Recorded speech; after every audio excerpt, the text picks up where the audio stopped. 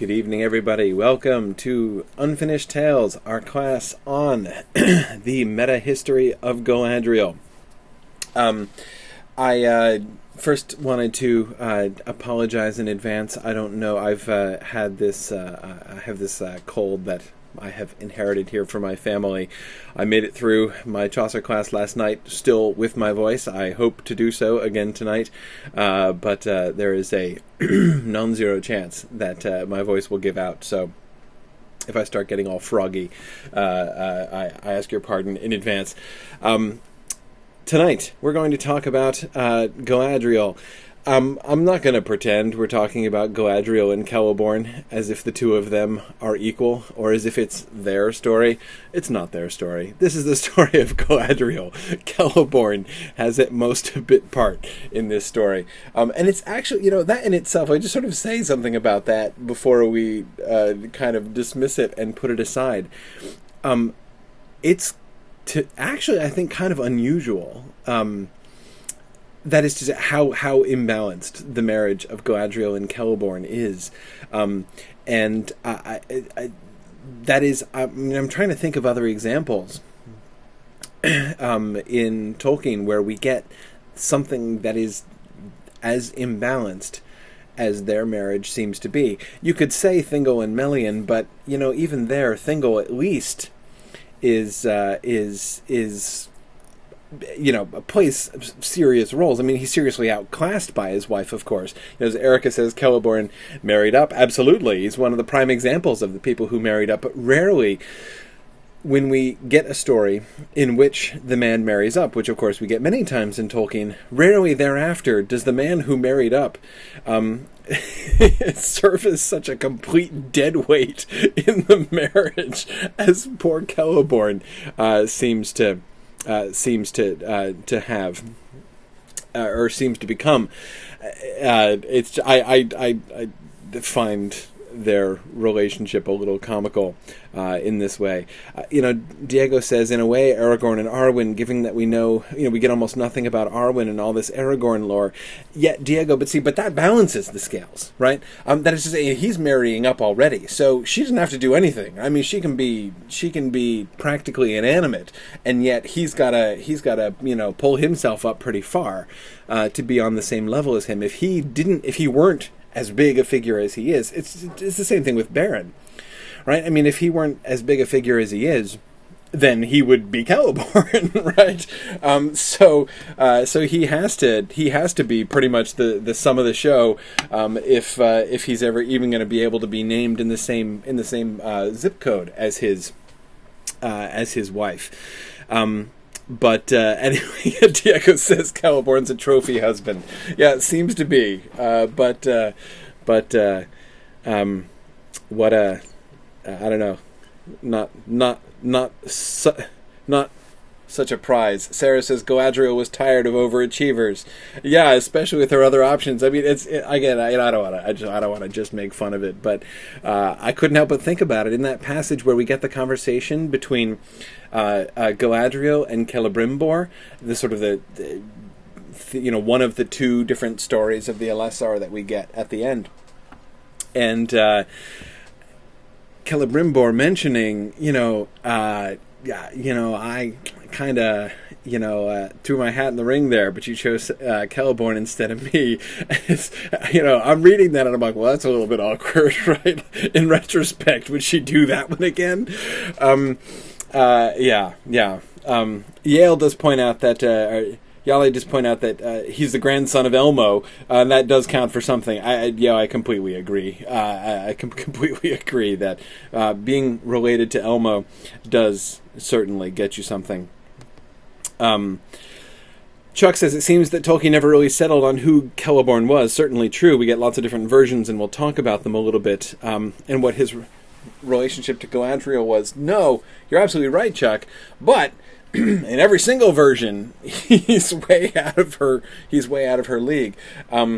We do get him increasing in stature steadily over the course of their stories. But then again, she increases in stature over the course of our stories. So she is still, the disparity between them, I think, is really quite consistent as we go through. But anyway, I don't want to just dump on poor Celeborn, but as I say, it seems to me, from reading the stories are really primarily about her. They're not really centrally about him. So we're going to focus mostly on Galadriel here, because that seems to me where Tolkien's focus primarily was in these stories. Let's see. Let me. Okay. Yeah. No, we're good.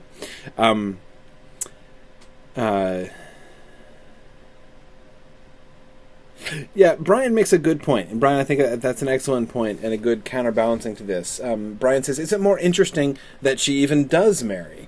Given her pride in what we're going to talk about, it's worth noting that she even seeks that kind of companionship. You're right, Brian. I think that would have been, one could almost say that there's a kind of humility, not just in her marrying somebody who's a comparative loser, but marrying anyone at all, right? Joining herself to a companion that way. That surely it would have been a bad sign had she held herself aloof, and not, whether it's because she didn't consider anyone her peer or whatever, was just sort of interested in solo mastery. That would have made her into more of a Melkor figure, right? So I agree, Brian. I think that we can. It seems, I'm confident in saying, looking at both her story and, putting it in the context of the other stories that we see in the Silmarillion tradition, I'm certainly willing to say that her getting married at all was probably a good sign. That is, says something really pretty good about her.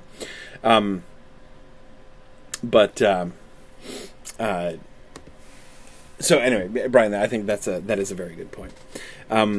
Now, I want to start here, sort of explaining, or at least pointing to the title of the class here today. But I want to begin by looking at the first paragraph. Do you notice what happened there in that first paragraph? This is Christopher Tolkien, of course. There is no part of the history of Middle-earth more full of problems than the story of Galadriel and Celeborn, and it must be admitted that there are severe inconsistencies embedded in the traditions. Or, to look at the matter from another point of view, that the role and importance of Galadriel only emerged slowly, and that her story underwent continual refashionings. Now, you'll remember that I talked about this in our very first class on Unfinished Tales, this difference between looking along and looking at something, sort of immersing yourself into that, into the secondary belief of that world and discussing it from within the framework of that subcreation, and stepping back and looking at the subcreative process itself, looking at the story as a subcreative process rather than immersing ourselves, as I said, sort of investing that secondary belief. Notice that that's exactly what Christopher Tolkien describes here. The first part of that sentence is describing the looking along part, right? The story of Galadriel and Celeborn. It must be admitted that there are severe inconsistencies embedded in the traditions. That is looking at their story from within the framework of Middle-earth. If we take the different writings of Tolkien over time as being different traditions handed down within the Middle-earth tradition, and they contradict each other, right? So some people have handed down some stories about Galadriel and Celeborn, and others have handed down others, and these different stories that are handed down are simply irreconcilable. That's the looking along version, looking at it from within the framework of Middle-earth. Or, if we step back and look at it from a critical standpoint, that is, from the standpoint of looking at the subcreative process itself and the process of Tolkien's writing over the course of his life, we see that the role and importance of Galadriel only emerged slowly, and that her story underwent continual refashionings. That second approach, the looking at approach, is by and large the one that we're going to be doing here today. And the primary reason for this is that the substance of the Galadriel story does undergo so many changes that are quite significant, that there isn't any one sort of single thing to look along. We're going to kind of dip in, and I want to be, I've kind of, and people could break this down in different ways, I think, but I've taken the material that Christopher Tolkien gave us, and I've broken it down into 4 different sort of stories, 4 different versions, fundamentally, I think, of the Galadriel story. And so I want to consider each one of those in turn. They're not all of the same length, of course, but I want to consider each one of those 4 stories in turn. And when we're doing that, of course, we can do some looking along. We can kind of immerse ourselves in it a bit. And I want to take some time to see what is the story there. How does that version of the Galadriel story work? What is that story about? What do we learn about her? What kind of a character is she in that story? But the overall scheme of what we're going to be doing is going to be more of the looking at thing, as we look at Tolkien coming back and revisiting this story again and again over the course of the later part of his life. But of course, I want to begin by emphasizing the later part of his life. When we've been looking at the earlier stuff, especially the Turin stuff, we spent a certain amount of time going back and looking at the ancient history, ancient within the framework of Tolkien's sub-creative process, that is, the versions of the stories that he wrote decades before. And looking at the way, in particular with Turin, we spent some time looking at the way in which the Turin story was developing over time, and the status that the particular text we were reading sort of had among all of those traditions.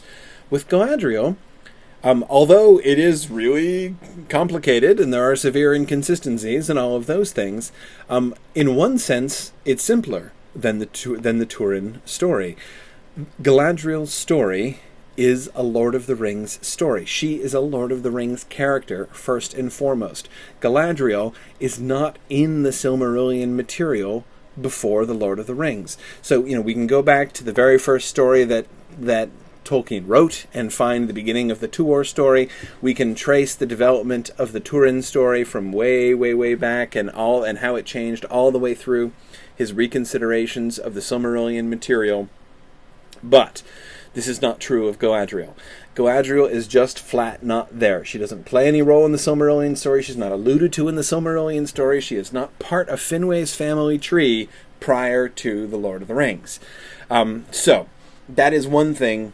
That is one thing to keep in mind. That is a framework to keep in mind, that when we're talking about the history of Galadriel and Celeborn, we're not reconciling stuff from the Book of Lost Tales back in the teens and 20s.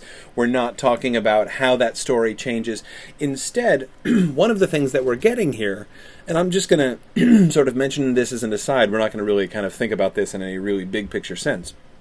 But in the story of Galadriel, one of the things that we're getting is looking at an example not of how the Silmarillion material comes in and helps to shape and form the Lord of the Rings, which is one thing I think that often we tend to look at and think about. It's one of the reasons why the history of Middle-earth is so much fun.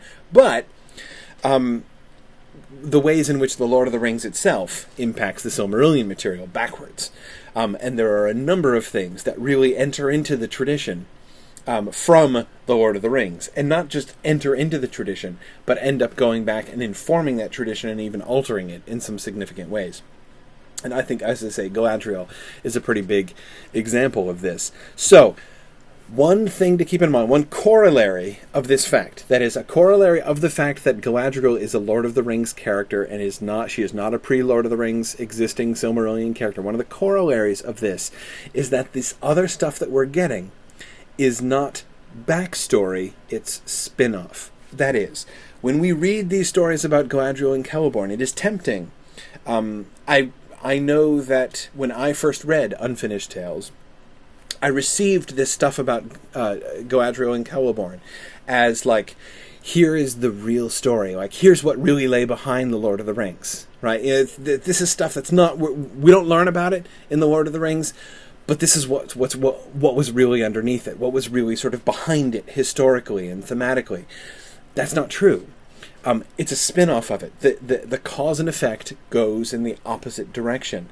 The Lord of the Rings doesn't spring from this. This isn't the backstory to the Lord of the Rings. The Lord of the Rings is the origin, and this stuff is the spin-off of that. And we'll look at some examples of exactly what I mean by that. But, as I said, 4 major strands, 4 major versions of the Galadriel story that we're going to focus on. First, the very brief account that Christopher Tolkien gives at the beginning of this chapter, the conception of Galadriel, which seems to lie behind the Lord of the Rings conception. That's story number 1, and it's not very fully developed. Story number 2 is the development of that story in the Lord of the Rings period. Remember, again, in that first class when I did an overview of the unfinished tales, and we were looking at that period of time when the Lord of the Rings was in publication and when he was going back and writing a bunch of, sort of filling in a bunch of holes and giving some further explanations. The Numenor stuff was written in this time. This is the time when during that time we get version 2 of the Galadriel story that we're going to look at tonight. Later on, in the late 60s, he comes back to the Galadriel and Celeborn story again, and he tells the Galadriel story quite differently. We get then what I would call the 3rd version of the Galadriel story then. And then the 4th version comes way at the end of his life. Christopher Tolkien says it was written by Tolkien in the last month of his life. So weeks before his death, he wrote the 4th version of the Galadriel story. And it's a complete reconsideration of almost everything. And of course, we'll talk about that.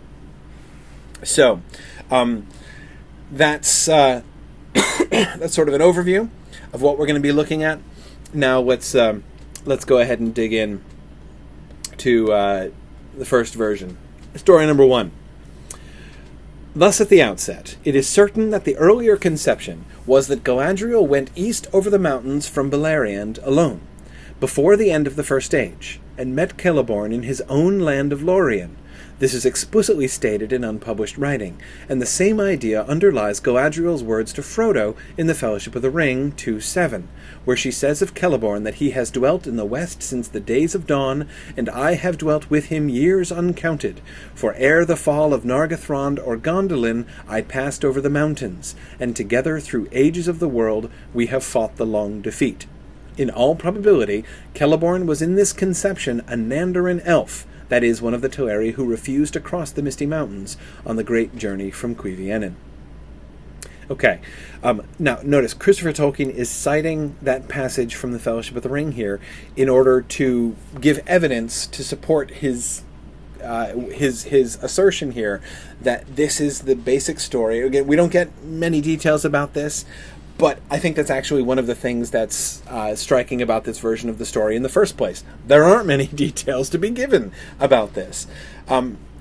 What we get is her as isolated from almost all of the history. She plays no major role in the major Silmarillion stories.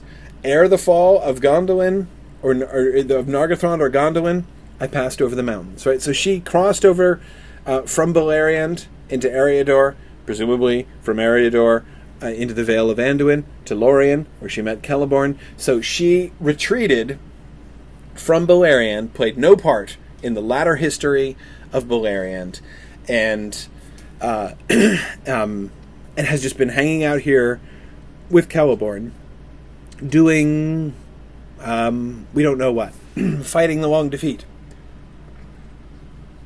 Which is a wonderful phrase, and very evocative, but not very specific. Now, first of all, Celeborn, this is one of the few times, one of the times we will pause to address Celeborn. Celeborn is here quite minor. I know that people find the particular subdivisions of elves kind of confusing. It's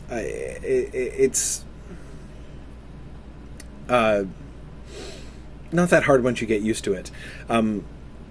The main issue is you've got the first division, right? The Valar go and they call the elves, "Hey, come to Valinor with us." Most of the elves say, "Okay, great, we'll come." Some of the elves say, "No, thank you, we'll stay here." Those are the Avari, the unwilling. Those are pretty much out of the picture. Nobody talks about them. They are irrelevant to the story. There are the 3 kindreds of elves, who are the 3 that come with them. The biggest are the Teleri. And they're the ones that keep getting subdivided. They're the ones that confuse everybody. But again, it's pretty simple. What happens is along the way, a bunch of them decide, actually, I'm just going to hang out here. I'm not interested in going any further to Valinor. So the Nandor are the elves who stopped before crossing the Misty Mountains. They didn't get any further than the Misty Mountains. They stayed on the east side of the Misty Mountains. They're like, it's nice here. We like it. We're going to stay here in Greenwood and Lorien and just kind of hang out. You have fun in Valinor, guys. And off they went. And then there are some who made it all the way to the shore, and those are Elway's people, also called Thingol. Those are called the Grey Elves. Those are the Sindar. They are higher in culture than the Nandor, primarily because of the influence of Melian and of Thingol, who had himself visited Valinor. Now, the other two kindred, the Noldor and the Vanyar, both made it, all of them, apparently, made it over to Rivendell. So you've got Rivendell. Did I say Rivendell? Valinor. A little different from Rivendell. We'll get to Rivendell later on. Made it all the way over to Valinor. So you've got the Teleri, who are the ones of the third kindred who made it to Valinor, the Sindar, who are those who made it almost but not quite, and the Nandor, who gave up pretty quickly. But all of them are still in the category of elves who started off on the journey.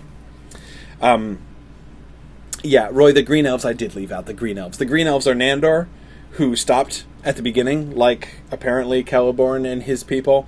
But later on, they were like, let's go to Beleriand anyway. So they ended up crossing the mountains and making it into Beleriand later on. They are called the Green Elves. No big deal. So, okay. But this means that Celeborn, in this conception, is pretty far down the totem pole, down the hierarchy of elves here. Again, it's a pretty significant marrying up for Celeborn. But to me, the more significant thing is the way in which Galadriel is isolated from the whole plot. And by the whole plot, I mean the whole history of Middle-earth to this point. Because she does not describe herself as having taken part in anything. And frankly, this reflects the role that we've seen her play in The Lord of the Rings so far. That is, none. She doesn't come in to The Lord of the Rings so far. As if you've ever read John Ratliff's History of the Hobbit, or if you've read the History of the Lord of the Rings series, that is volumes 6, 7, and 8 of the History of Middle-earth series by Christopher Tolkien. That is, if you've read the books which sort of go through the draft processes and Tolkien's writing process as he's conceiving these stories and developing them, you'll know that he wasn't one for thinking very far ahead. He loved to plan and make notes and outlines and things, but he only did that, he only sort of cast his nets a little bit ahead, got up to there, and then usually didn't have any idea what was going to come next. So when he's writing The Hobbit, when they leave Bag End at the end of Chapter 1, he has no idea what's going to happen and where. I mean, he knows they're going to the Lonely Mountain and stuff, but who's going to kill Smaug, what goes on. I mean, that's, Bard gets invented, like, in the very chapter that Smaug dies and all that kind of thing. There's the famous letter that he wrote to W.H. Auden describing the encounter at Bree and the Fellowship of the Ring, when there was, like, this guy, Strider guy who was called Trotter at the time. Strider is really a better name than Trotter, you have to admit. But anyway, and Tolkien had no idea who he was or what his backstory was. This is the way that Tolkien tends to write. Therefore, Galadriel gets no references.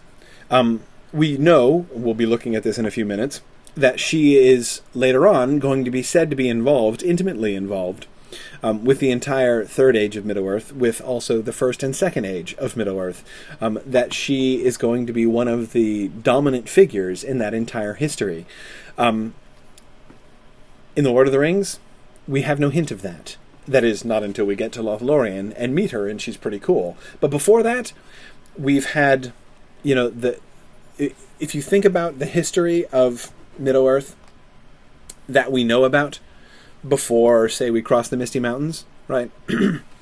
Galadriel has no role in that. We've had the Last Alliance, of course, the Battle of the Last Alliance, the fall of Numenor, and the subsequent Battle of the Last Alliance have both figured, right? Galadriel, no reference, no allusion to Galadriel. The making of the Rings of Power and the Elven Kingdom of Eregion, which has fallen, that has come up, right? We heard all about that at the council. We passed through Holland, and we're reminded of it. No reference to Galadriel, right? So all of the major events, the forging of the Rings of Power, as I say, the Battle of the Last Alliance, all of this stuff has been established, and she has played no role in it. So when we meet her, she tells us, "Oh yeah, I've just been hanging out here like practically forever," right?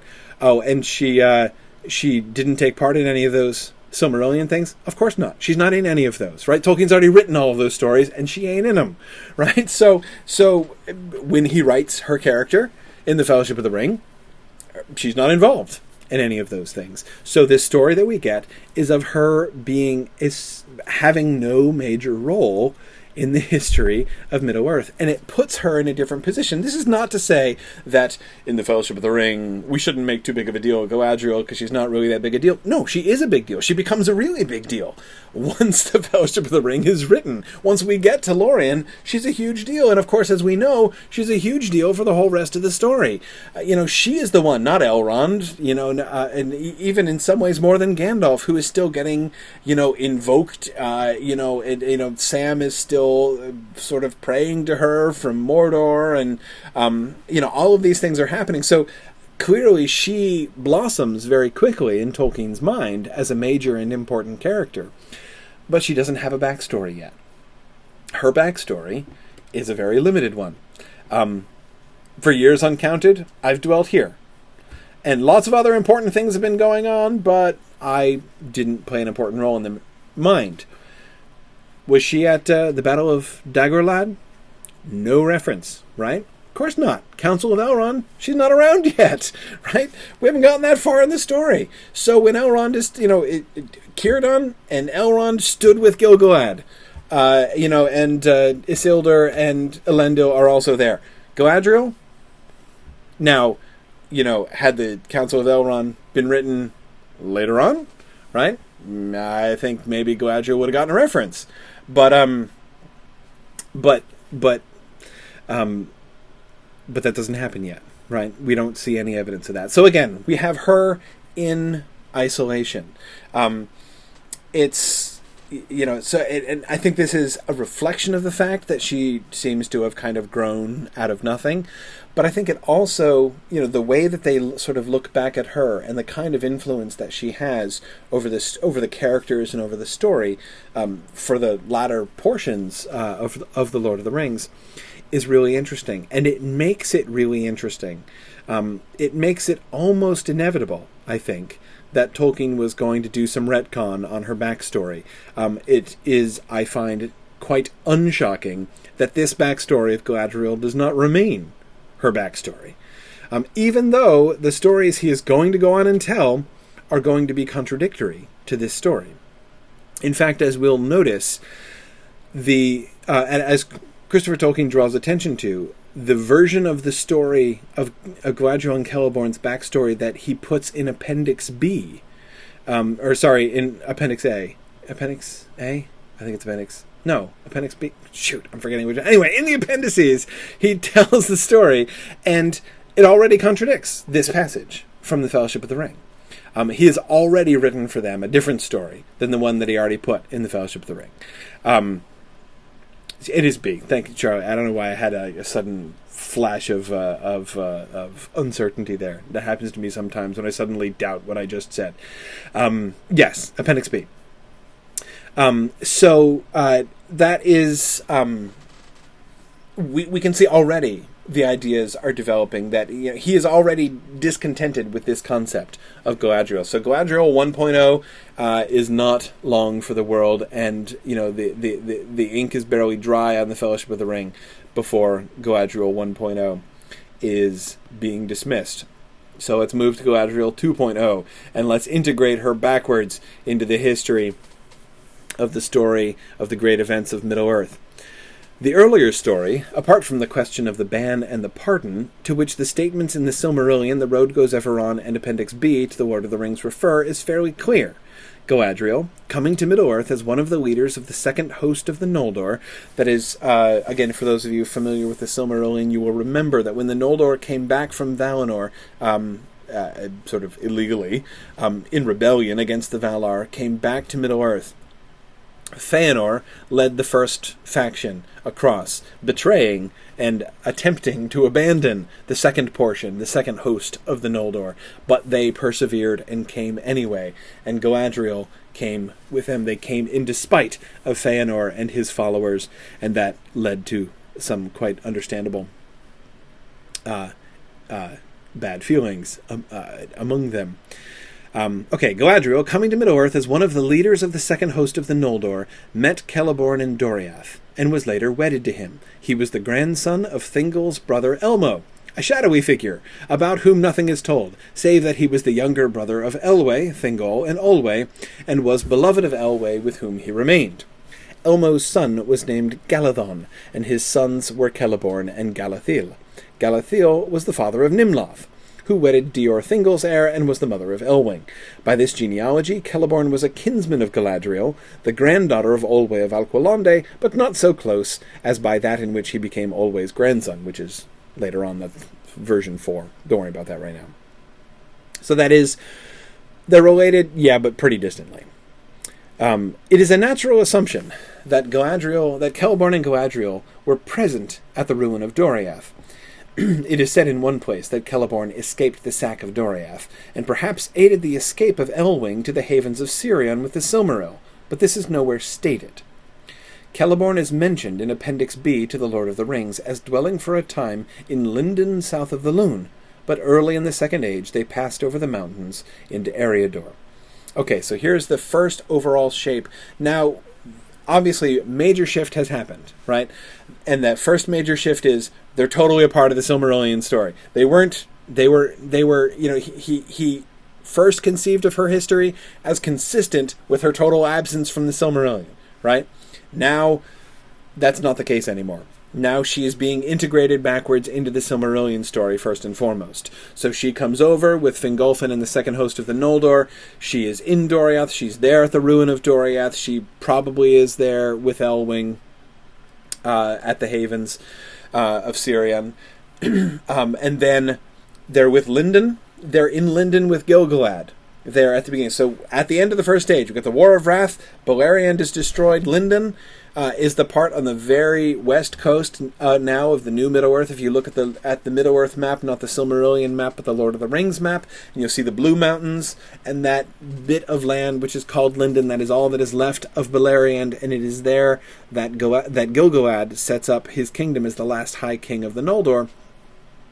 Galadriel and Celeborn, apparently, were with him at that time. So now notice, Celeborn has moved up in the world, right? He's no longer like some Nandor dude who's just been hanging out, on the east side of the Misty Mountains ever since the beginning. Instead, he is now in the royal house of the Sindar.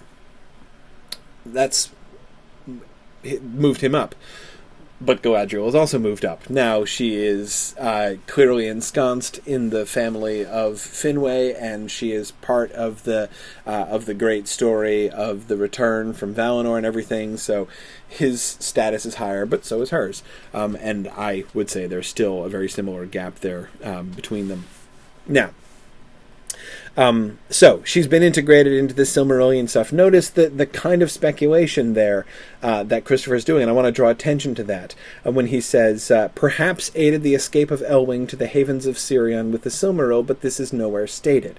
This seems to me a perfectly plausible piece of speculation on Christopher Tolkien's part, but notice the assumption that underlies it, the assumption that he is making based upon what Tolkien is saying here, the fact that Tolkien has gone back and placed them in Doriath and made them explicitly, Celeborn explicitly at least, there at the ruin of Doriath, is that now basically he's sort of assuming they're major players, right?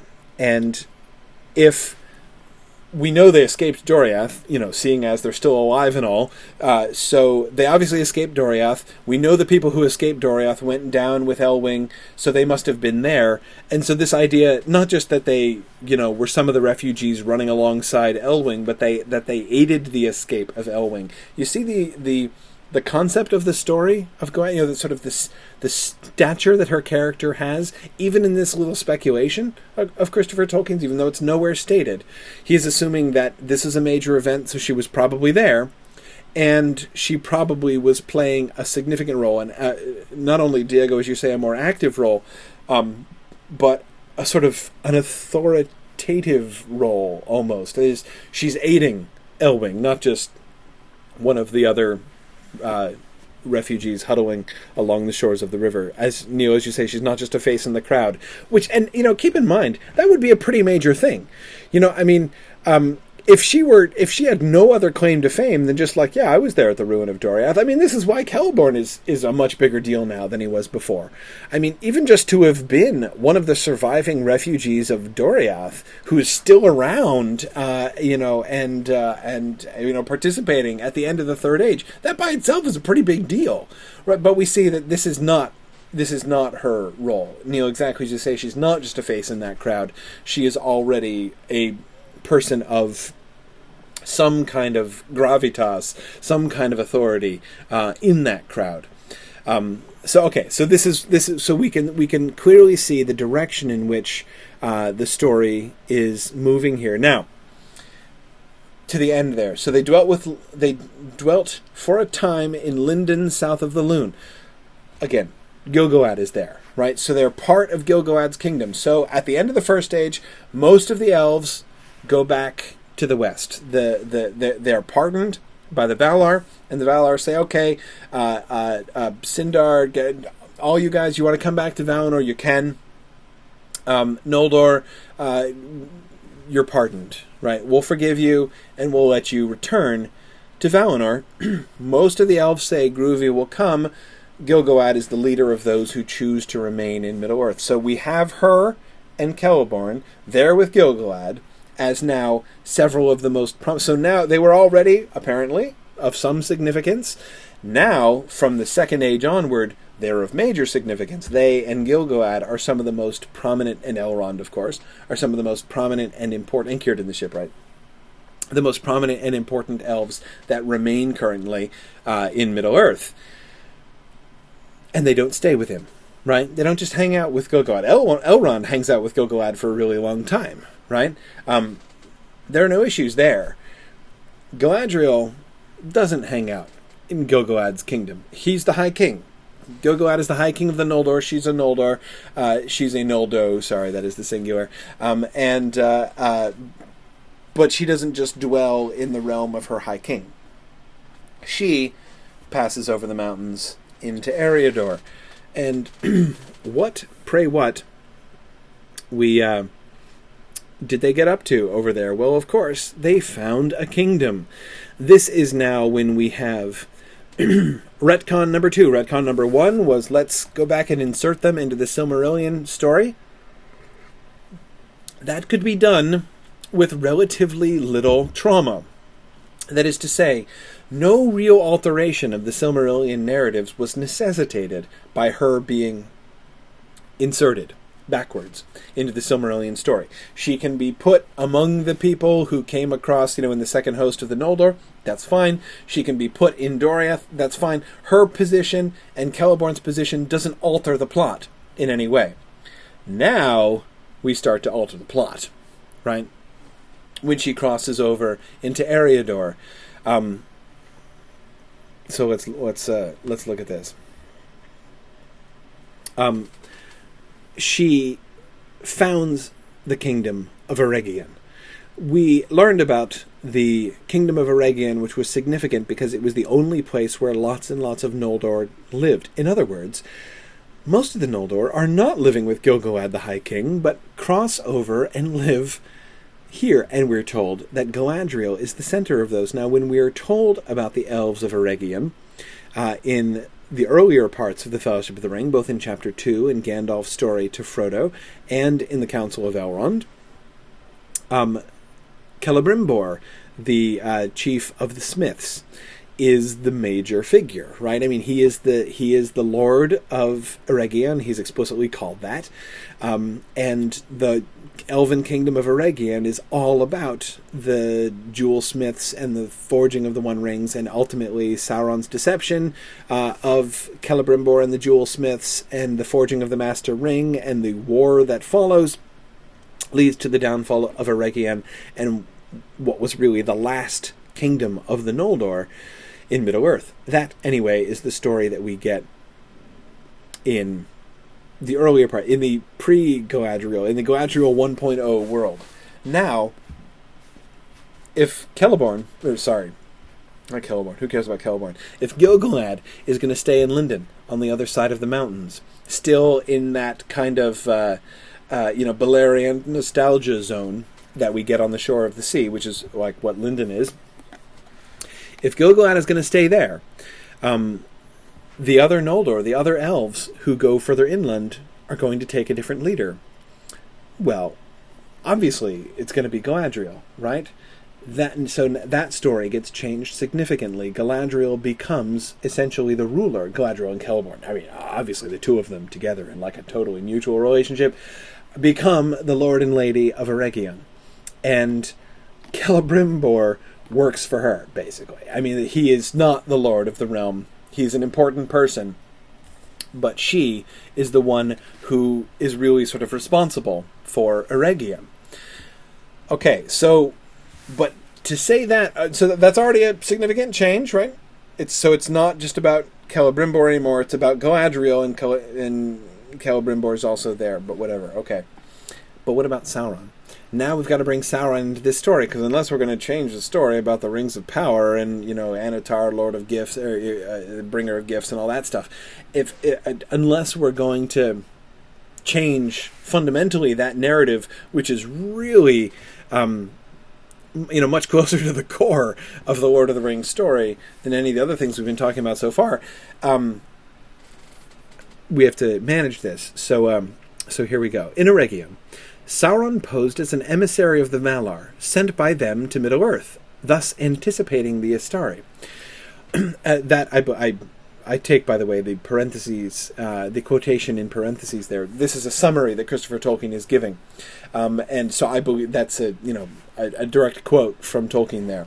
And I love that idea, by the way, of Sauron coming to Eregion, and his being that kind of an anticipation of the Istari. I think was very cool. Oh, and April, I'll mention this too, since you brought it up. April asks, what does Tolkien mean when he says, since Sauron had as yet no single name?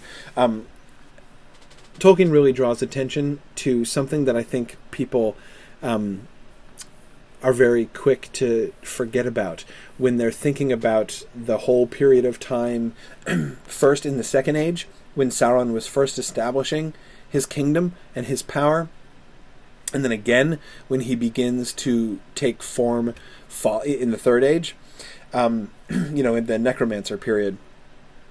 One of the things that people are very quick to overlook is the fact that when you tell the story, it makes it sound really simple. I mean, you can tell in one paragraph how Sauron began to take shape again, and then it's really easy to imagine, like, wow, all these really wise elves should have picked up on that. How could they be so oblivious about it? Well, they didn't have phones. They didn't have the internet. They didn't have means of communicating. And more importantly, means of perceiving what was going on. So they were aware of the fact that there was like evil stuff going on. But what they didn't realize was that there was a single mastermind. Why should they necessarily suspect that? Morgoth has been banished. They didn't expect another Dark Lord to rise up to take his place. So, April, what he's referring to in saying Sauron had as yet no single name, he is going around and he's building his power and he's building his sort of network, but he's not just, he doesn't just like, put up put out his shingle, like Dark Lord now in business and taking recruits. That's not how Sauron did it, right? So he, influences various groups of people and leads them to, the men in what was Dunland and encourages them to fight against the Númenóreans. If they heard that there was some evil figure who was encouraging the men of that region to fight against the Númenóreans, why should they identify that person? There's no reason for them to identify that figure with, somebody who's stirring up trouble out east and amassing army. Why should they make that assumption? They didn't. So the fact that Galadriel, is one of the first ones to perceive the fact, wait a second, this is not just a coincidence. There's actual strategy going on. If you look, this stuff all fits together. I think all of these things are being controlled by a single mind. Remember, it's that same thing that happens in the Third Age. People didn't realize. I mean, there was the Witch King of Angmar, right, who was fighting against Arnor. Yeah, it turns out, of course, the Witch King of Angmar was the Lord of the Ring Wraiths. Nobody knew that, right? I mean, it was just, he was an evil guy. Everybody knew he was an evil guy, and he was fighting against, the Númenórean kingdom in the north, which, of course, what else is that evil guy whose kingdom's up in the north going to do? They were the major threat to his rule of the north, so of course he's going to war against them. Why should they imagine that is being coordinated by a central will with attacks on Gondor and the Easterlings coming in and why should they suspect that this kind of sort of global strategy was being coordinated? They didn't suspect that for a really long time. Anyway, so this just it's one of my it doesn't even really qualify as a pet peeve, but a lot of times I hear people saying they were so dumb, they should have seen this coming. That's much easier to say when you're looking at the whole picture. I mean, it's like extreme hindsight. And the anticipation of the Astari thing makes also Sauron's appearance here in Eregion and his acceptance in Eregion even more understandable in this way.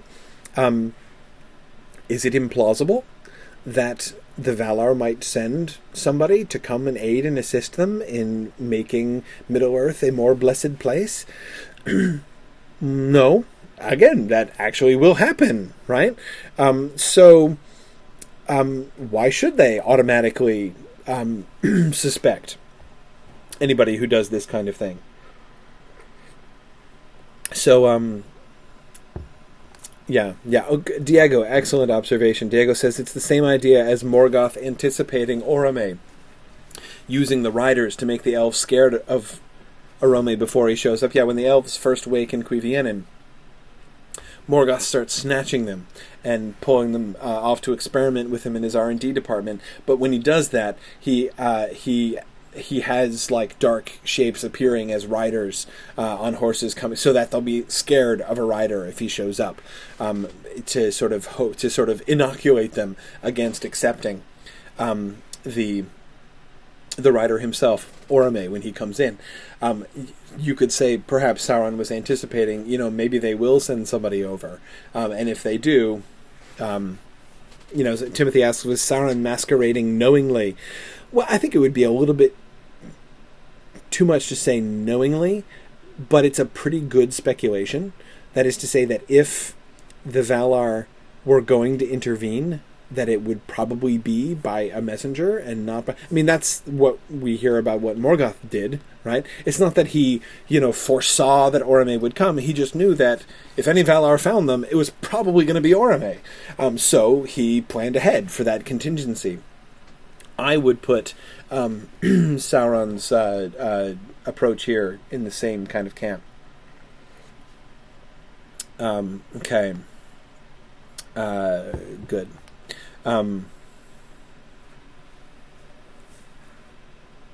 Yes, good too. Tom is pointing out that most politicians in England didn't see Hitler coming. Peace in Our Time and Elrond's statement that the elves thought evil was ended forever after the War of Wrath are parallel statements. Yeah. And Kevin Keating adds, I suppose, thinking of our own world, our natural tendency when bad things happen isn't to immediately conclude that it's all the strategy of one person. That is, unless you're a conspiracy theorist, and even most of them don't conclude that there's one mastermind behind the whole thing. And again, remember, in addition to that, Kevin, they had reason to believe that there wasn't a single figure, because there had been a single figure and he's gone now, right? So yeah. Anyway, let's go back to Eregion and to the Galadriel kingdom. Excuse me, did I say Galad? I meant the Celeborn kingdom, obviously, in Eregion. Sorry for misspeaking there. In Eregion, Sauron posed as an emissary of the Valar, sent by them to Middle-earth, thus anticipating the Astari, or ordered by them to remain there to give aid to the elves. He perceived at once that Galadriel would be his chief adversary and obstacle.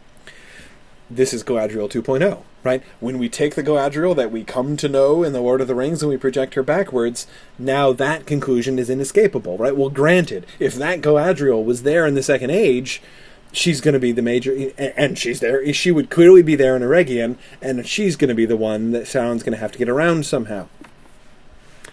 Okay, and he endeavored therefore to placate her, bearing her scorn with outward patience and courtesy.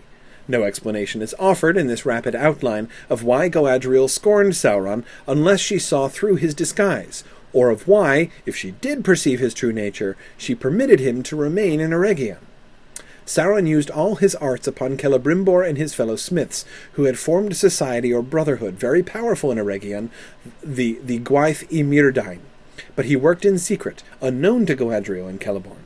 Before long, Sauron had the Gwaith y Myrdain under his influence, for at first they had great profit from his instruction in secret matters of their craft.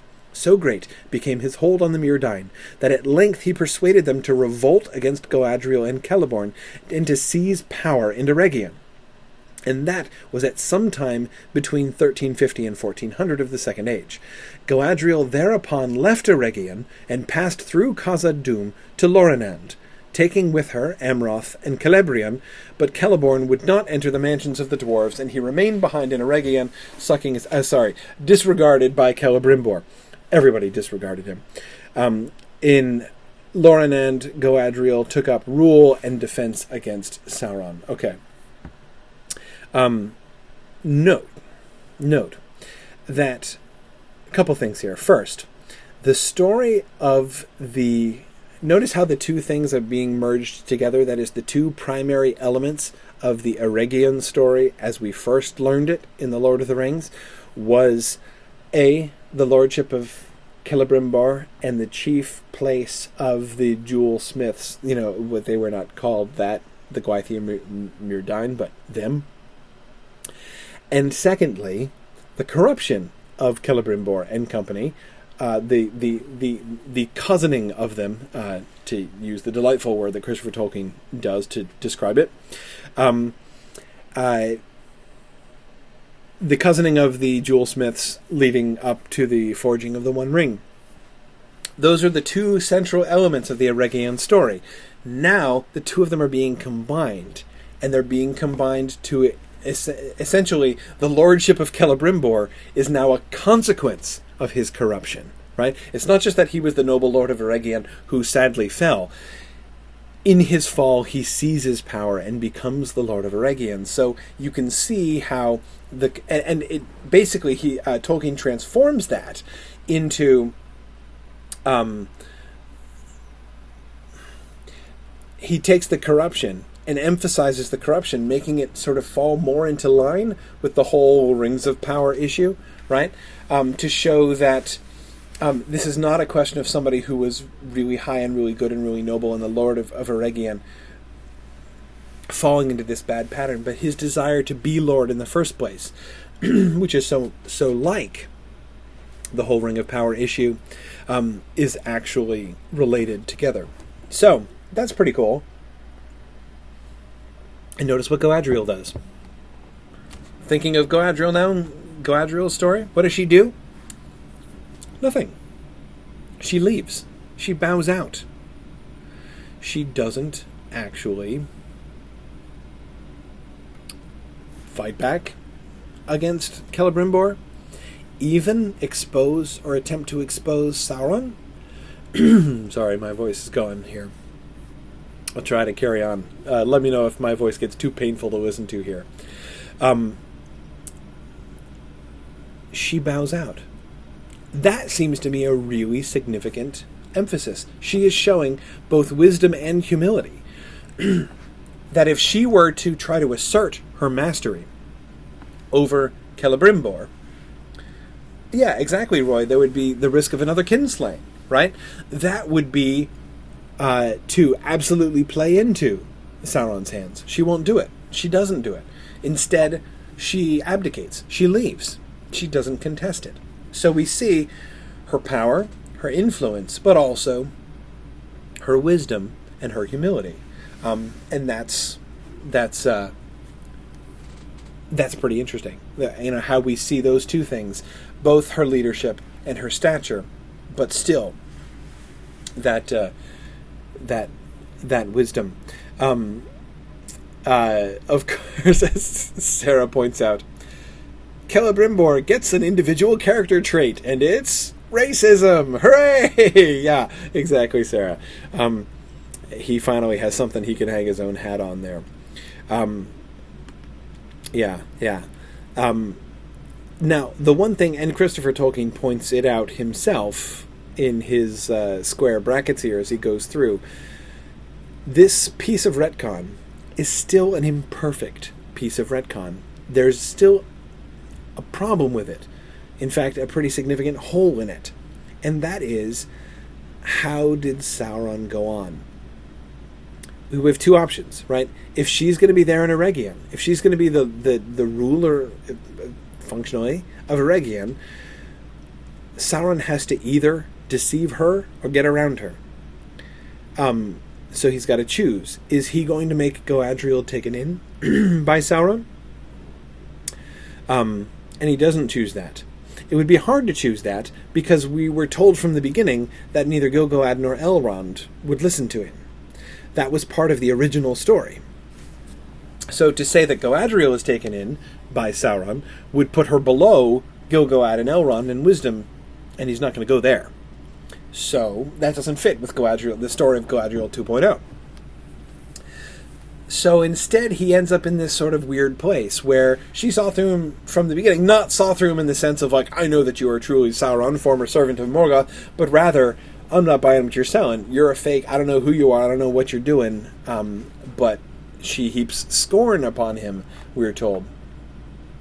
So it seems to me, basically, again, Christopher Tolkien says, no explanation is offered why Galadriel scorned Sauron unless she saw through his disguise, or of why, if she did perceive his true nature, she permitted him to remain in Eregion. All I can assume, based on what Tolkien has said there, is that what he was imagining was something in the middle ground there, right? That is, the middle ground between her being taken in by Sauron and her perceiving his true nature. It seems like she is suspicious of him and scorns him and doesn't believe him, but does not necessarily know what his true nature is. It would be a little bit hard to imagine her just saying, oh yeah, but whatever, you can stay. I don't mind if you stay, just I don't believe you. It would be hard to imagine her saying that if she had perceived his true nature, if she really knew that, exactly who he was. But anyway, so that I think is it's one thing. It's kind of it's at least sort of a weak point in the Galadriel 2.0 story. But look at the end of her story. In its concluding passage, the narrative returns to Galadriel, telling that the sea longing grew so strong in her that, though she deemed it her duty to remain in Middle-earth while Sauron was still unconquered, she determined to leave Lorinand and to dwell near the sea. She committed Lorinand to Amroth, and passing again through Moria with Celebrian, she came to Imladris seeking Celeborn. There, it seems, she found him. Hey, there's my husband. I was wondering where I last put you. And there they dwelt together. Those husbands turned up in the darndest places, after ages, apparently. Anyway, there it seems she found him, and there they dwelt together for a long time, and it was then that Elrond first saw Celebrian and loved her, though he said nothing of it. It was while Galadriel was in Imladris that the council referred to above was held, but at some later time, there is no indication of the date, Galadriel and Celeborn, together with Celebrian, departed from Imladris and went to the little inhabited lands between the mouth of the Gwathlo and Ethyr Anduin. There they dwelt in Belfalas, at the place that was afterwards called Dol Amroth. There Amroth, their son, at times visited them, and their company was swelled by Nandarin elves from Lorinand. It was not until far on in the Third Age, when Amroth was lost and Lorinand was in peril, that Galadriel returned there in the year 1981. Okay, so the later story of Galadriel, the Third Age story of Galadriel, is her wandering, right? She leaves Eregion and goes to Lorinand, as it was called, right? And then, things go south very sharply in Eregion, and Sauron wrecks the place. Afterwards, she goes and she hangs out in Imladris, and it turns out, hey, look, her husband was there. Who knew? Then she retires down to Belfalas, and this seems to be a kind of retirement. She's living near the sea because the sea longing is so strong in her. She is really, really longing for the sea. So she goes and lives by the shore. She's in this middle place where she is not just vigilant against Sauron. She still desires to be vigilant against Sauron, who's now revealed as this enemy whom she can foresee is going to cause a significant amount of trouble. But she is torn by that sea longing which pulls her away from frontline service against Sauron. Doesn't want to leave, doesn't want to stay. Eventually she returns to Lorinand when Amroth, who is still in the Galadriel 2.0 version, Amroth is the son of Galadriel and Celeborn. I'm not going to spend too much time on Amroth, but just notice or remember, for framework purposes, Christopher Tolkien asserts that he finds it very unlikely, and I would agree, it seems to me pretty darn unlikely too, that Amroth is not conceived as the son of Galadriel and Celeborn in The Lord of the Rings. Somebody really probably would have mentioned that when Amroth comes up. So Amroth probably not. So in this version here, in the Galadriel 2.0 version, the fairly soon after the writing of The Lord of the Rings, but still afterwards, version of the story, Amroth has now become her son, and who becomes king there in Lorien after she leaves, and he still visits them down in what will later be called Dol Amroth. And notice now that their presence, that is to say Galadriel and Celeborn's presence in Belfalas, is given as the explanation for why there is a Nandarin elf settlement down there in Belfalas. Notice how in the Galadriel 2.0 version, Galadriel is like an elf magnet, right? She moves over to Eriador. So what happens? A Noldorin settlement, right? Eregion springs up around her because she is this great and attractive figure, and all the elves want to come and be with her.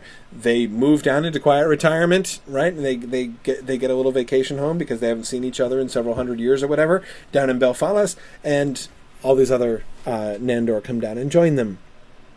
And this explains how that came about. Anyway, okay. We get sort of in between the biggest change to the Galadriel story. One of the most fascinating elements, I think, of the Galadriel story as Tolkien developed it over time is the addition of the element of the ban. This doesn't happen until later. The clear evidence that we get of this is in the 60s. So this is, I call it Galadriel 2.1 because it seems to be transitional between the second Galadriel story and the third Galadriel story. But it's much closer to the third than the second chronologically. The reasons and motives given for Galadriel's remaining in Middle-earth are various. The passage just cited from The Road Goes Ever On says explicitly, after the overthrow of Morgoth at the end of the First Age, a ban was set upon her return, and she had replied proudly that she had no wish to do so. There is no such explicit statement in The Lord of the Rings, but in a letter written in 1967, my father declared, the exiles were allowed to return, save for a few chief actors in the rebellion, of whom, at the time of The Lord of the Rings, only Galadriel remained. At the time of her lament in Lorien, in the Fellowship of the Ring, she believes this to be perennial, as long as the earth endured. She believes she is permanently banned from Valinor. Hence, she concludes her lament with a wish or prayer that Frodo may, as a special grace, be granted a purgatorial, but not penal, sojourn in Erisea, the solitary isle in sight of Aman. Maybe even thou shalt find it, she says at the end of her song. The solitary isle in sight of Aman, though for her the way is closed. Her prayer was granted, but also her personal ban was lifted in reward for her services against Sauron, and above all, for her rejection of the temptation to take the ring when offered to her. So at the end, we see her taking ship. This statement, very positive in itself, does not, however, demonstrate that the conception of a ban on Galadriel's return into the West was present when the chapter Farewell to Lorien was composed many years before, and I am inclined to think it was not. Again, that Christopher Tolkien's analysis there seems very sound. I agree, there doesn't seem to be any explicit allusion to anything like an actual ban against Galadriel. Notice what's happening here?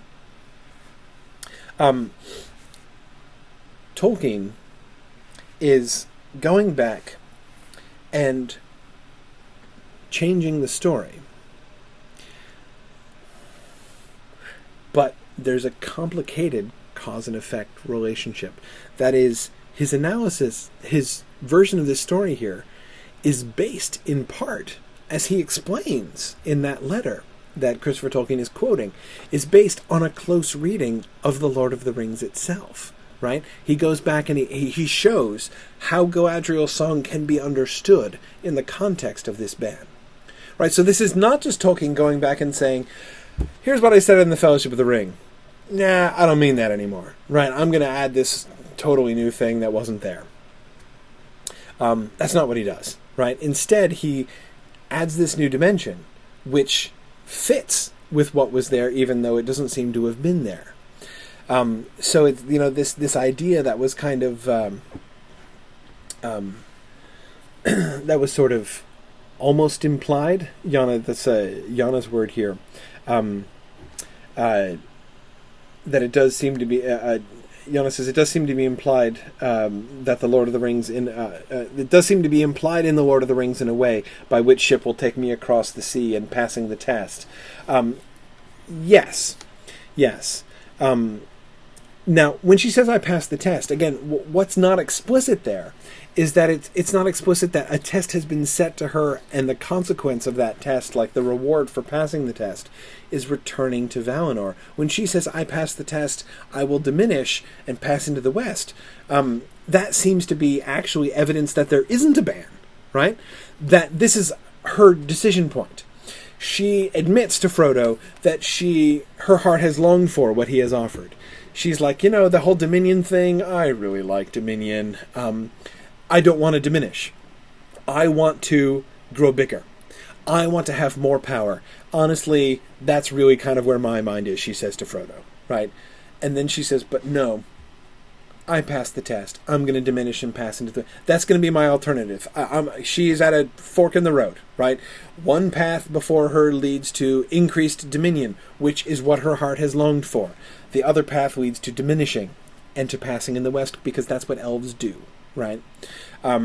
What Tolkien does is simply superimpose upon that choice that she's making this backstory, which wasn't there, but which helps to draw further attention to that element of choice that already was there, which places even greater significance on this. It was already a significant moment in no version of this story, of the Lord of the Rings story, was Galadriel's choice not to take the ring when it was offered to her not a big deal. It was always a big deal.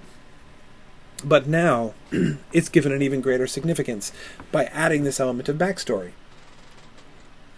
Namely, the explicit ban of the Valar. I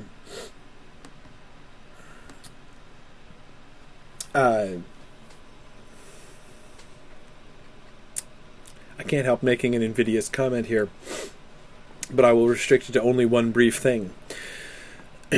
I think that certain other fantasy authors of more modern epic fantasy series who desire to make comments about their books and things that could have been done differently could learn lessons in subtlety and sophistication from Tolkien's retconning.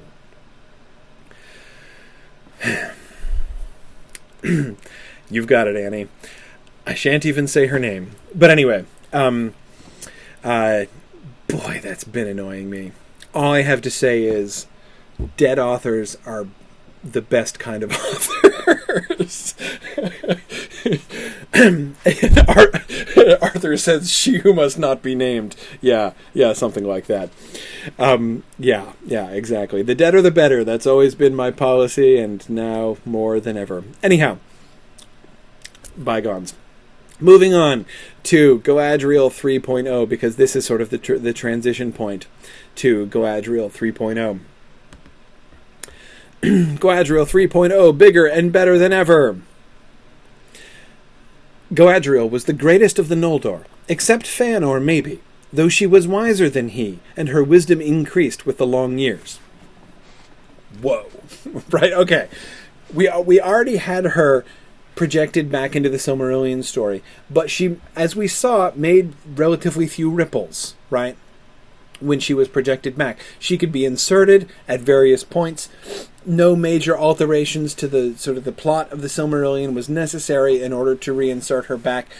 Now, she's the greatest of the Noldor, maybe except Fëanor.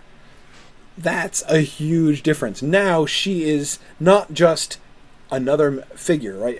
Another one in the list of the really, those really great and powerful people who influenced events in the Silmarillion. Now she's at the top of the list. She's greater than Turgon. She's greater than Fingolfin. She's greater than Finrod. She's greater than Thingol. Think about that. Think about the vision of Galadriel hanging out in Doriath, which we get in the published Silmarillion, and which is essentially based on Galadriel 2.0. Now she outclasses Thingol. Right, Thingol is like a shadow of Galadriel. This is a very big deal. Her mother name was Nerwin, man maiden. Feminists, eat your heart out. And she grew to be done. I'm not going to make any further comments about that, but I cannot help myself from thinking when I see that the large meal that feminist critics would make of that. And she grew to be tall beyond the measure even of the women of the Noldor. She was strong of body, mind, and will, a match for both the lore masters and the athletes of the Eldar in the days of their youth. Even among the Eldar she was accounted beautiful, and her hair was held a marvel unmatched. It was golden like the hair of her father and of her foremother Indis, but richer and more radiant, for its gold was touched by some memory of the star-like silver of her mother. And the Eldar said that the light of the two trees, Laurelin and Telperion, had been snared in her tresses. Many thought that this saying first gave to Fëanor the thought of imprisoning and blending the light of the trees that later took shape in his hands as the Silmarils. For Fëanor beheld the hair of Galadriel with wonder and delight. He begged 3 times for a tress, but Galadriel would not give him even one hair. These two kinsfolk, the greatest of the Eldar of Valinor, were unfriends forever. Yeah, I love the word unfriends too. See, this is totally different from just unfriending on Facebook. This is like if there's an actual unfriend button, right? To declare yourself someone's unfriend is a much bigger deal. Okay. She's not only probably roughly a peer of Feanor in stature, in greatness. A match for both the lore masters and the athletes of the Eldar. I'm going to go out on a limb and suggest that in the third Hobbit film, we are going to see Galadriel in physical combat. And I'm going to go out on another limb and predict that there are going to be many Tolkien fans that will object to seeing Galadriel engage in physical combat. This passage suggests that she is perfectly capable and even likely to engage in physical combat and to kick a great deal of butt doing it. She is one of the greatest of mind and body. But not only that, she is the inspiration of the Silmarils. Again, contrasting back to Galadriel 2.0, right? This is not just like her being slipped into the Silmarillion with barely a ripple. Good. She's now the root of the Silmarillion story, right? I mean, of course, the Silmaril story is really a Feanor story, but he's come this close to making the Silmarils be a Galadriel story, right? Yeah, I mean, Feanor played a role. He actually made the Silmarils and stuff, but really, it was kind of all about Galadriel. That is really striking. That is pretty amazing, I think. And of course, we get the passage that, well, I was going to say everybody loves. Maybe that is too heavy of an assertion, but I think it's a pretty lovable thing. This idea of Feanor asking for if he could just have one of her hairs, and her 3 times telling him no. And of course, everyone who reads this has to think of Gimli in The Lord of the Rings, right? Again, this is one of those instances where we have to remember the cause and effect. The Gimli story is not inspired by this. This is inspired by the Gimli story, right? It is Feanor who is following in Gimli's footsteps, not the other. Of course, the chronology within Middle-earth obviously works differently from that. But it's one of the places where we get a passage in The Lord of the Rings recalled and given a new and really quite delightful significance. It makes perfect sense without this passage that when Gimli asks for one of her hairs, that the other elves around her kind of gasp and are like, "Oh my goodness, this." And Celeborn gives him this look, right? This sort of inscrutable look, and Gimli knows that he is treading on dangerous ground, right? Because he said. You can hear it in his phrasing, right? He says, "I don't ask such a thing, but you called upon me to name my desire, right? I'm confessing to you this is what I would like, but I'm not asking for it." And he even corrects himself in mid flow, right? If it might be permitted to ask, nay, to name one of your hairs, right? He knows that it's really intimate and cheeky thing to ask Galadriel. She grants it to him. So again, that was true even before this echo. When we have this echo now, and again, this is what the master of retcon is able to do, to go back and not just switch around something that he said before, but to give new significance to this passage, and to lend a new richness to that moment in the Fellowship of the Ring, by adding this stuff on. Yes, Kate. And Gimli says he'd put them in imperishable crystal, and there are 3 of them. It's so brilliant. And I mean, and it's not that I don't think he was. I mean, like the imperishable crystal thing, and the silver and gold, and the 3 of them. I mean, it's pretty Silmaril-like to begin with, right? So again, even the connecting back, the connecting back to the actual Silmarils and to Feanor, really, Kate, I think we can see as just a kind of extension of what was already really kind of implicit there. but it's a really nice extension. Evan suggests maybe she gave them to Gimli purely as an additional insult to Fëanor. Yeah, and I hope word of this gets back to Fëanor, right? Hey, maybe that's why she lobbied extra hard to get Gimli to come over, so she could be like, hey, Fëanor, check out the dwarf who has my hairs that I wouldn't give to you.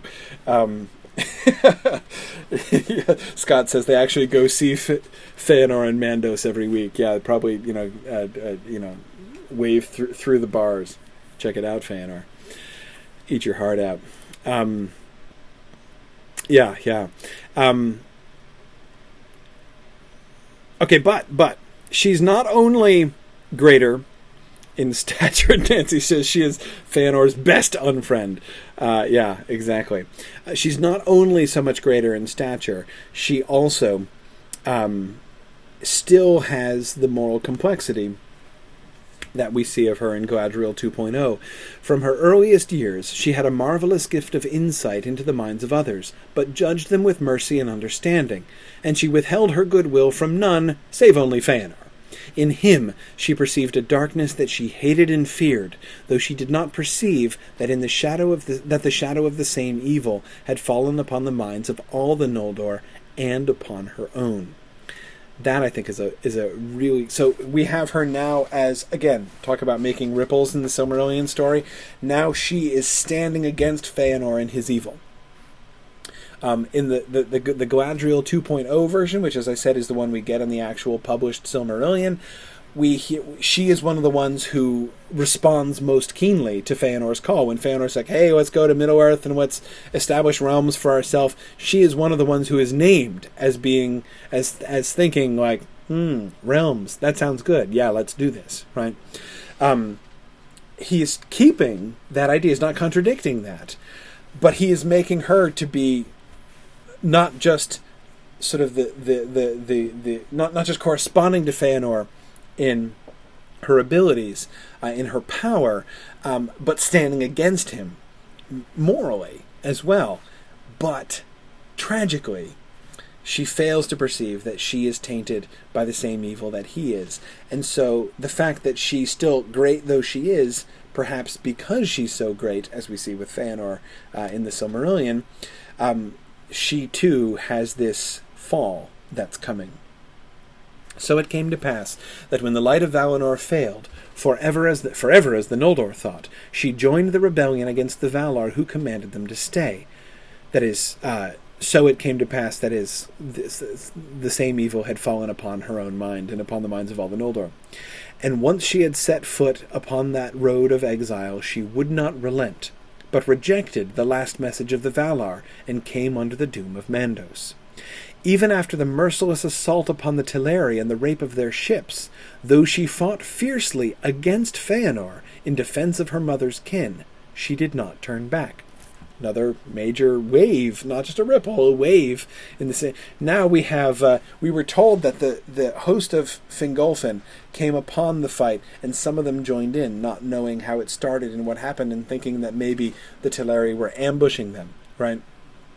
All we're told in the Silmarillion is that the people of Finarfin, among whom Galadriel would be, she's the daughter of Finarfin.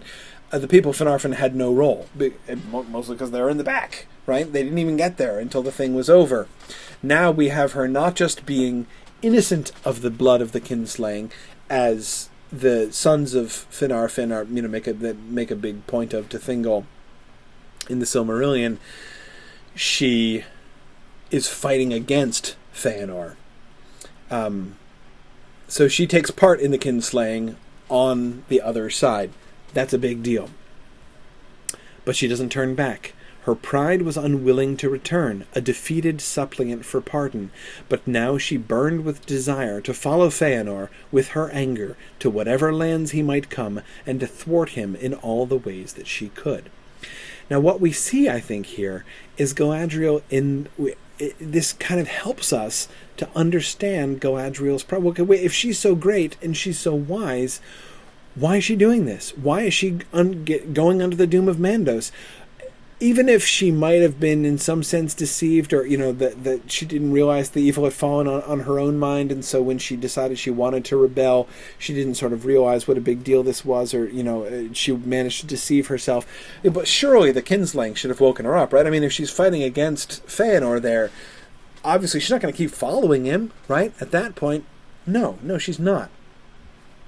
But she's unwilling to return in her pride, and we see also her pride leading her on, right? It's not just she doesn't want to eat crow in front of the Valar. That seems to be part of the point that he's making here. But her pride, she wants to follow Feanor with her anger and to thwart him in all ways that she could. She's going to follow him to whatever lands he might come. Doesn't that kind of sound like a distant echo of the Oath of Feanor itself, right? Yeah, good. Timothy had just said this. She does with Feanor what Feanor does with the Silmarils. Absolutely. Absolutely. And we can see her falling into that same kind of tragic pattern. We see her own pride undermining her.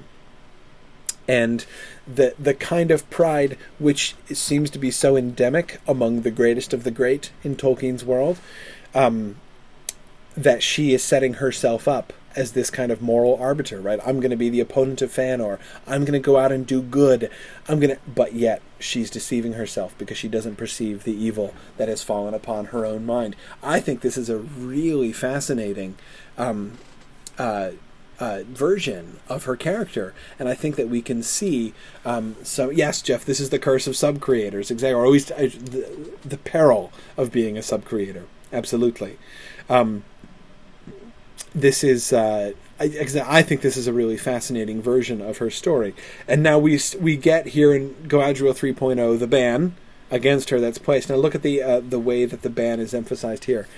Pride still moved her when, at the end of the Elder Days, after the final overthrow of Morgoth, so the end of the First Age, she refused the pardon of the Valar for all who had fought against him, and remained in Middle-earth. It was not until too long... Now, why? Feanor's long dead, right? So there's no question of, like, well, I have to be there. If I'm not there, who's going to oppose Feanor, right? I have to be the anti-Feanor. I have to lead the contrary to Feanor faction. Now, notice... we're not really ever told how... I mean, Galadriel 3.0, if you'd think she would be making other ripples in the Silmarillion story too, right? There are certain questions that are never answered here, but which seem to present themselves. If this is Galadriel now, if she's now the greatest of the great, if she's essentially, at least in her own mind, the leader of the anti-Feanor faction... where was she at the Battle of Unnumbered Tears? Where was she at the Dagor Bragollach? Where was she in the council that was deciding about the Leaguer of Angband? I mean, you'd think she'd be making big ripples in other places in the Silmarillion story if he were actually to go through and revise it consistently to this version of the Galadriel story. He doesn't seem to have done that. That's why the published Silmarillion that Christopher Tolkien gave us in 1977 is essentially the Galadriel 2.0 story, because that's the last one that Tolkien actually integrated into the Silmarillion version in his revision of the Silmarillion materials, which you can read, for instance, in Morgoth's Ring, volume 10 of the History of Middle-earth. You can see some of those passages which are in the published Silmarillion about Galadriel have worked their way in. Those little, ways in which her name can get worked in without a ripple. The 2.0 version. He never got around to redoing the Silmarillion in the ways that Galadriel 3.0 really would have insisted. You can't imagine. If she was in Doriath, wouldn't the history of Doriath be different? Can you imagine the Turin story with Galadriel 3.0 living there, right? How might that have happened differently? Anyway, sorry, but I'll carry on. It was not until 2 long ages more had passed when at last all that she had desired in her youth came to her hand, the Ring of Power, and the dominion of Middle-earth of which she had dreamed, that her wisdom was full grown, and she rejected it, and passing the last test, departed from Middle-earth forever. Okay, so we have the ban asserted, and this sense of her wisdom now being fully grown. That she had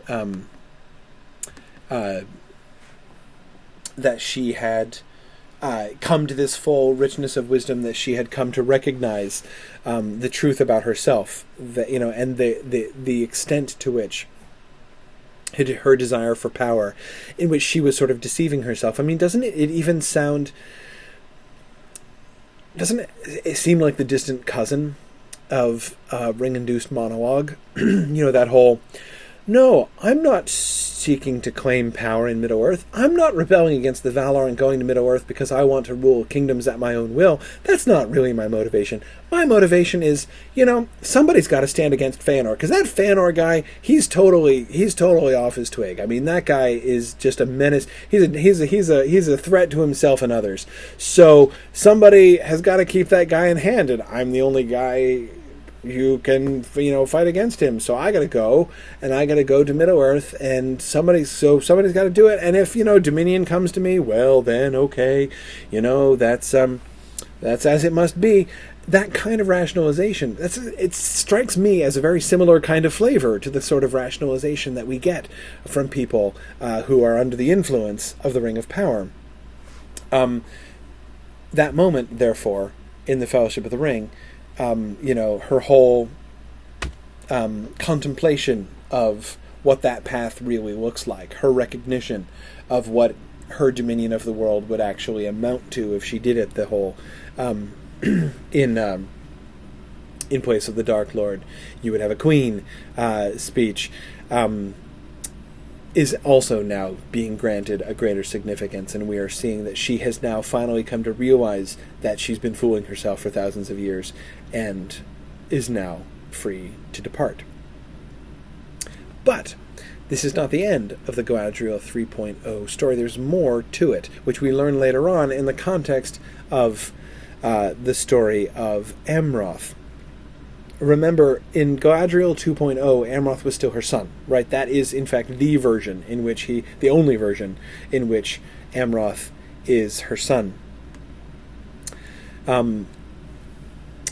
So we get this much later on in the chapter in the context of the Amroth and Nimrodel stuff. But during the Third Age, Galadriel became filled with foreboding, and with Celeborn she journeyed to Lorien and stayed there long with Amroth, being especially concerned to learn all the news and rumors of the growing shadow in Mirkwood and the dark stronghold in Dol Guldur. But his people were content with Amroth. He was valiant and wise, and his little kingdom was yet prosperous and beautiful. Remember, he's not her son. He's just a Nandor prince who rules this land, and she is going to leave him to it.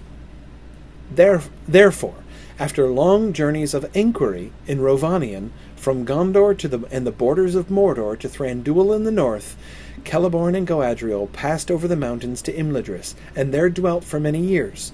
For Elrond was their kinsman, since he had early in the Third Age, in the year 109, according to the Tale of Years, wedded their daughter Celebrian. Okay. We see here the same movement that we saw, the same geographic movement, at the beginning anyway, that we saw at the end of the Galadriel 2.0 story, them leaving Lorien, going back over the mountains, and living in Imladris for a while.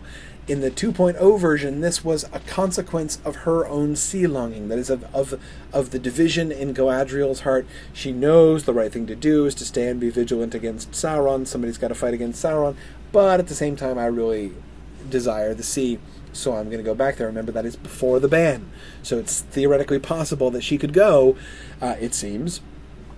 But she's still choosing not to, but she really wants to, but she knows she shouldn't. That's the place where we see her living in, and that seems to be the state of mind in which she ends up in Belfalas, right? Moves to Imladris in the first place and then ends up in Belfalas. Here, we see her doing a similar thing, but it has a very different spin. It has a very different impact, right? We see her being super vigilant against Sauron, right? She, in fact, does what almost no elf lords are described as doing, certainly in the Third Age. That is, she gets off her butt and travels. She goes on away trips to try to do research and to figure out what is this threat that seems to be arising. What's going on here? But she crosses back over the Misty... She ends up crossing back over the Misty Mountains and hanging out with Elrond. But she doesn't move to Belfalas. She doesn't go into retirement, After the disaster in Moria in the year 1980 and the sorrows of Lorien, which was now left without a ruler, for Amroth was drowned in the sea in the Bay of Belfalas and left no heir, Celeborn and Galadriel returned to Lorien and were welcomed by the people. There they dwelt while the Third Age lasted, but they took no title of king or queen, for they said they were only guardians of this small but fair realm, the last eastward outpost of the elves. Interesting. There's this move, we see this move towards humility on her part. This is the same Galadriel who was all like, I shall stand against Fëanor, I shall rebel against the Valar and return to Middle-earth so I can oppose Fëanor's mad desires.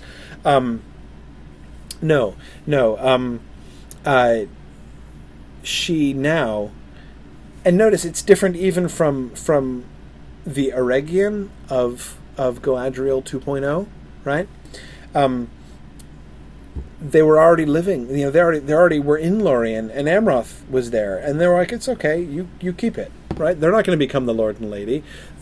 She is not like the elf magnet that we saw her being in 2.0. She's backing off, right? She's not seeking dominion. She's doing the opposite of seeking dominion, right? She declines any role and leaves them with Amroth and becomes a wanderer, right? Sets off on her own. Goes to live, in her son-in-law's house for a while. And then eventually is invited back to Lorien. And even after Amroth is dead and she's, there's no longer any question of usurpation, still she doesn't want to be called queen. Right, so there's still this element of humility. I'm just a guardian of this small but fair realm. I am certainly not seeking dominion over realms that I can rule at my own will. Right. So I do think that here we see her being more humble than I think we're led to believe that she is in the Lord of the Rings. Frankly, I think the depiction of her in the Fellowship of the Ring is less humble than this. So she was greater at the beginning. I mean, she's, at the beginning of Galadriel 3.0, but by the time she comes towards the end of her career, we see her already walking down the path of wisdom, which is ultimately going to culminate in her rejection, in her refusal to take the ring. Diego, yes, that's why it's so striking that she uses the title Queen in her ring-induced speech. Absolutely. And that seems to be a deliberate point on her part. That's that one path, right? The Queen path, which she has already turned away from, and she's going to carry on turning away from it, right? Exactly. Okay, good. All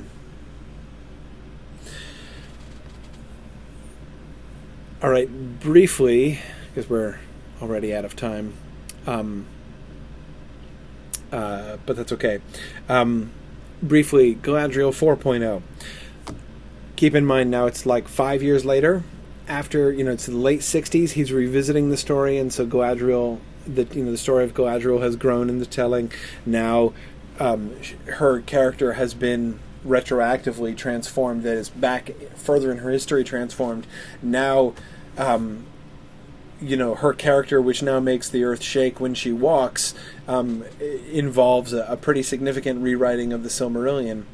At least including her, is a great deal more disruptive than it used to be. Now we have to change the whole story of the kinslaying, for instance, in order to accommodate her fighting heroically on the part of the Teleri. Now, Galadriel 4.0, we got bigger issues.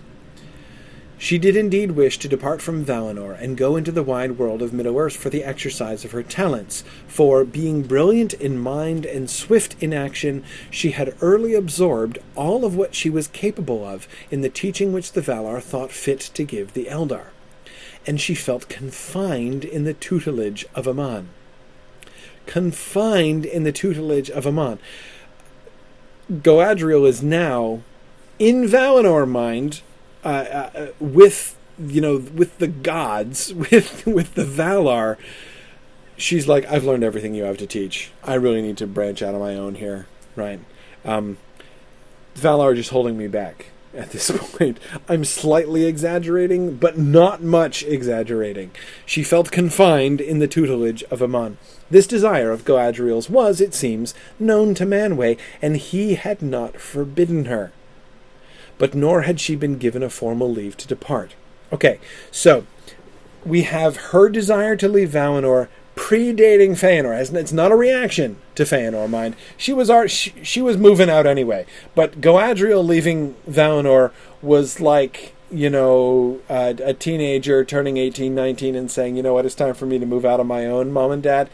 She's going to go into the wide world for the greater exercise of her talents and to learn more on her own than the Valar had to teach her. This is still... there's some pride here, but it's not a rebellion. She is not in rebellion against the Valar. They're fixing to let her go, though she hasn't been explicitly told she can go. Pondering what she might do, Galadriel's thoughts turned to the ships of the Teleri, and she went for a while to dwell with her mother's kindred in Alqualande. Gosh, if I'm gonna need a boat. All right, I better go talk to the Teleri. There she met Celeborn, who is here again a Telerin prince, the grandson of Olwe of Alqualande, and thus her close kinsman. Quite close kinsman. First cousin once removed, in fact. Notice, Celeborn has moved up in the world again, right? He is now there in Aman. This is, we now see him he's not just from Doriath anymore. Now he's moved up one more peg, and he is one of the Teleri. He is a Calaquendi now, an elf of the light. He is a much bigger deal, but she's moved up too, right? Now, she's not just merely like maybe a rival of Feanor. Now she seems peerless, right? I mean, she's like, gosh, the Valar don't have anything more to teach me. Okay. All right, together, they planned to build a ship and sail it to Middle-earth. And they were about to seek leave from the Valar for their venture when, a side adventure suddenly kicked up. That is, Melkor fled from Valmar and returning with Ungoliant destroyed the Light of the Trees. Then, very briefly, the plot of the Silmarillion intervenes, right? It intrudes itself upon the story of Galadriel here. In Feanor's revolt that followed the darkening of Valinor, Galadriel had no part. Indeed, she with Celeborn fought heroically in defense of Alqualande. Remember, she was living there, right? Totally unrelated now. She's not opposing Feanor. Feanor is irrelevant to her, except for the fact when he comes to attack the Teleri, and she fights against him again, now much more understandable because she's already there, right? And Celeborn's ship was saved from them. So she won, at least a partial victory. Galadriel, despairing now of Valinor, and horrified by the violence and cruelty of Feanor, set sail into the darkness without waiting for Manwë's leave, which would undoubtedly have been withheld in that hour, however legitimate her desire in itself. It was thus that she came under the ban set upon all departure, and Valinor was shut against her return, and therefore Galadriel falls under the doom of Mandos on a kind of technicality. She never rebels against the Valar. She does leave without permission, right? She didn't get clearance from air traffic control to leave the harbor. And probably, if she had asked, he would have said no, so you could say it's a kind of rebellion, but she never actually rebelled against them. And her departure has nothing to do one way or the other with what Feanor does. She's disgusted by Feanor, and she despairs of Valinor. Right? Oh, it's dark here now. This place is done. I'm gonna beat. I was gonna beat anyway because I've outgrown this place. But yeah, Neil says didn't ask for permission, just hopes for forgiveness. Seems from the tone of it almost to presume forgiveness. I think perhaps I don't know. But together, with Celeborn, she reached Middle-earth somewhat sooner than Feanor. Galadriel is now the first of the Noldor to return to Middle-earth and under completely different auspices from Feanor and the others, and sailed into the haven where Círdan was lord. There they were welcomed with joy as being of the kin of Elwë Thingol. In the years after, they did not join in the war against Angband, which they judged to be hopeless under the ban of the Valar and without their aid. And their counsel was to withdraw from Beleriand and to build up a power in the eastward, whence they feared that Morgoth would draw reinforcement, befriending and teaching the dark elves and men of those regions. But such a policy, having no hope of acceptance among the elves of Beleriand, Galadriel and Celeborn departed over arid Lindon before the end of the First Age, and when they received the permission of the Valar to return into the West, they rejected it. In other words, we're back to Galadriel 1.0 story, with a totally different backstory. Now she's once again crossing over arid Lindon, crossing over the Blue Mountains, into Eriador, and then towards Lorien, before the end of the First Age, before the fall of Nargothrond or Gondolin, right? She is once again playing no part in the story of the Silmarillion. So you notice, by creating this much greater upheaval of the Silmarillion story, he is leaving it more intact. More violence would need to be done, in the sense of, like, pretty radical rewriting. More rewriting of the Silmarillion story would need to be done for Galadriel 3.0 than Galadriel 4.0, right? Because she leaves, right? She comes back and she's like, look, okay, I have some advice, O ye lesser Noldor and Thingol and all of the rest of you people. Give it up. Move. Let's go out east. And let's befriend and teach the dark men and elves. Let's try to build up. But, trying to oppose Morgoth and Beleriand, this isn't going to work, people. But they're not going to listen, so she gives up and goes away and leaves them to their own devices, a.k.a. the First Age and the Silmarillion, and she goes out into the east, and that's where she can be found in the Fellowship of the Ring.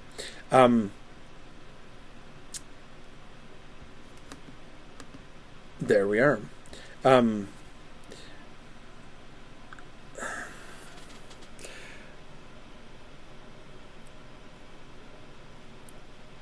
This keeps her more unstained.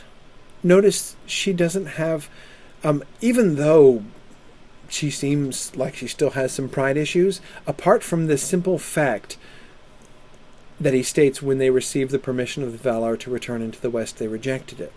We're not told anything more about that. That's the only place where a sort of a negative judgment is placed upon her, that we have some fairly clear evidence that she was guilty of pride and that it was leading her to make bad choices.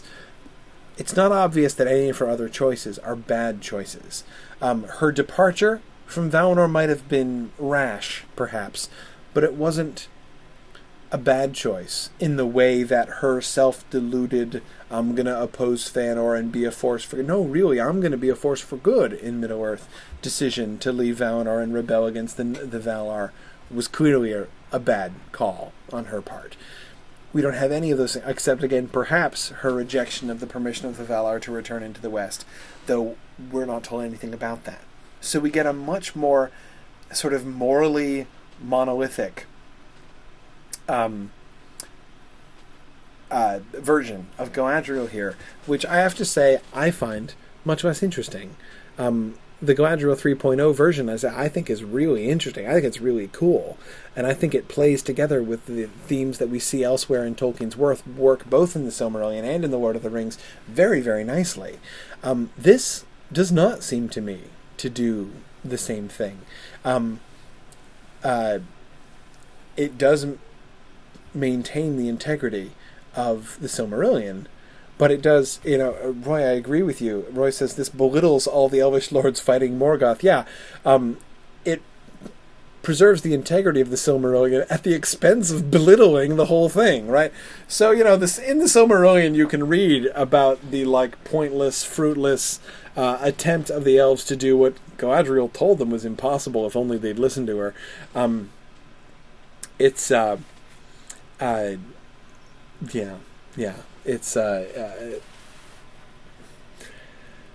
it's a little bit sad. She's more distant, much more distant, more incalculable in that way, kind of like the Lord of the Rings Galadriel in some ways. I think it seems to be one of the effects here. And watch me attempting to avoid crit-fic. See, you know what I was tempted to say was, we can see here Tolkien really wanting to bring the Galadriel story much more closer into line with the Lord of the Rings story here. But that would be crit-fic, wouldn't it? Instead, what I shall say is, the Galadriel in this story does seem to be more closely into line, does seem to be coming back to the Lord of the Rings Galadriel. There's this kind of boomerang motion, right, where we start with the Lord of the Rings Galadriel in 1.0, and then as we take that character and look backwards and say, how would that character fit into these other stories? If that character were there, what would it look like? We get 2.0. Then we ramp her up a little bit more, and we get 3.0. Now we ramp her up even further, but at the same time come back to a Galadriel which is much closer to the Lord of the Rings story, and even whose plot is more similar to the Lord of the Rings story. Now, she's again not connected to Eregion. She's not connected to Doriath before the fall of Nargothrond or Gondolin.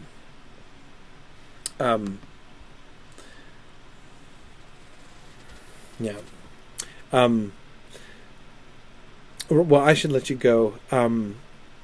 I did have a couple notes I wanted to make about Thranduil as well, as I couldn't pass by without talking about those. But I'll save those, and I'll try to remember to come back to those in our next bonus Q&A session. But